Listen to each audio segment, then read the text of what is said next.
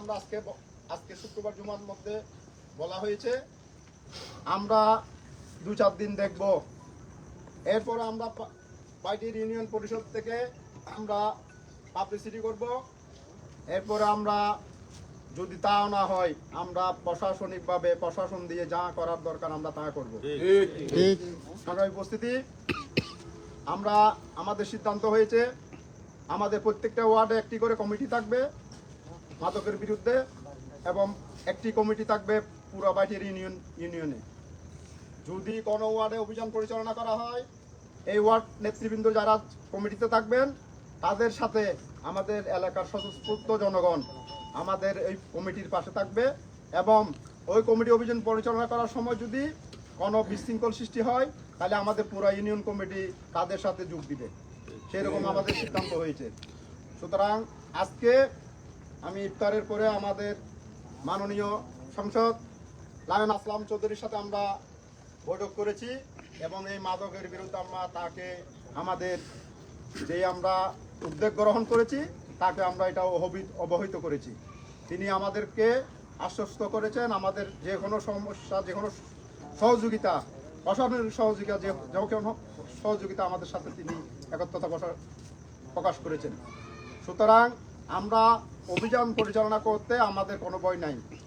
আমরা যেভাবে আজকে এখানে গ্রামের মধ্যে যেভাবে মাদক বিশেষ করে ইয়াবা গাঁজা সেবন থেকে শুরু করে যে সমস্ত অপকর্মগুলো এখন চলতেছে আমরা এই অপকর্মগুলো কারা কারা করে আমরা আমাদের এলাকার মানুষ সবাই জানে না সবাই জানে।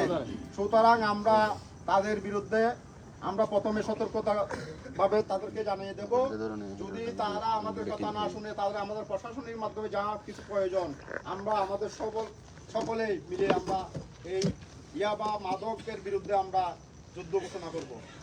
সংগ্রামী উপস্থিতি, এই যুদ্ধ ঘোষণা হবে যদি এই অভিযান পরিচালনা করার সময় এটা যে হোক, আমার বাপ হোক, আমার ভাই হোক, আমার আত্মীয় স্বজন হোক, কাউকে ছাড় দেওয়া হবে না। কারণ আমি আমার যদি কেউ মাদকের সাথে জড়িত থাকে, আমার আত্মীয় স্বজনের সাথে যদি কেউ মাদকের সাথে জড়িত থাকে তাহলে আমি কিভাবে অভিযান পরিচালনা করবো? সুতরাং আগে যার করে যারা আছেন তাদেরকে দিয়ে শুরু করতে হবে। আজকে দেখেন আমরা আগে দেখেছি ছোটবেলায় এলাকার মধ্যে কিছু মুরব্বীরা মদ পান করত। এখন দেখেন আপনারা এই মদ তত বিস্তার ছিল না।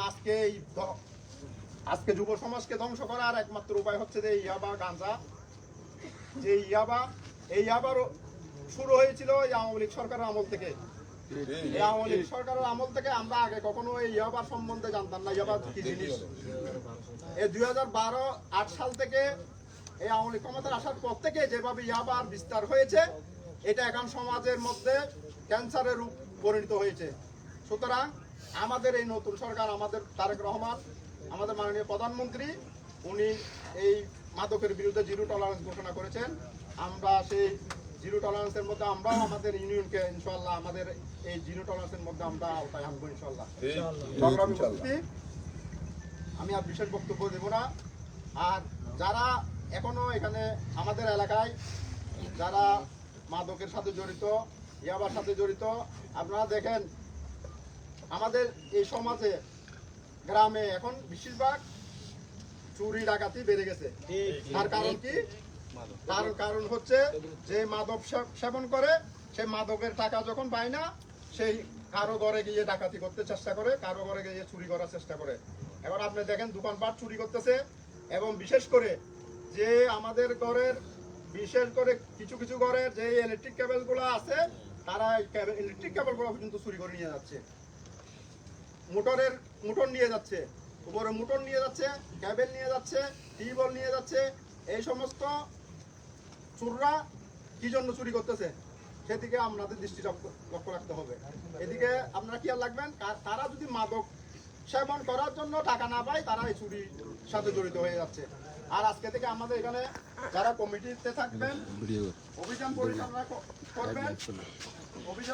করবে এবং অভিযান পরিচালনা করার সময় এখানে যতগুলা আপনারা এই সিএনজি কি বলে এগুলা ব্যাটারি চালিত অটো রিক্সা যদি আমাদের এখানে রাত বিরাতে যদি কোনো 11টার পর থেকে যদি কোনো অটো রিক্সা এখানে আসে, যারাই দেখবেন প্রত্যেকে চেক করবেন বাইরের কে কোন লোক আসতেছে, তাদেরকে চেক করা হবে।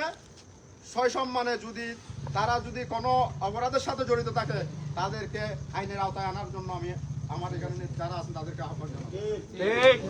আর বিশেষ করে এলাকায় যারা 3টার পরে এখানে যারা কারা আসে, কারা এদিকে আপনারা দৃষ্টির নজর রাখবেন, যাতে সকলে এগুলা আমাদের সকলকে সচেতন হতে হবে। আমাদের প্রত্যেককে এখানে যারা ফ্যামিলিতে আছেন প্রত্যেকে আগে ফ্যামিলিকে কন্ট্রোল করেন, যার ফ্যামিলিকে যাতে কন্ট্রোল করতে পারলে তাহলে আমরা এটা সফলতা অর্জন করতে পারবো এবং আমাদের অভিযান অব্যাহত থাকবে। সকলকে ধন্যবাদ জানিয়ে আমার বক্তব্য শেষ করছি। খুদা হাফেজ। বাংলাদেশ জিন্দাবাদ।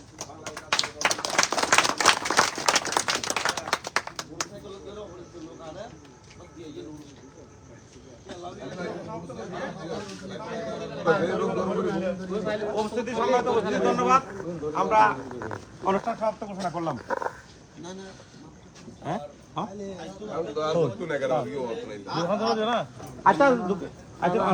এখন তালিকা করে নেবে।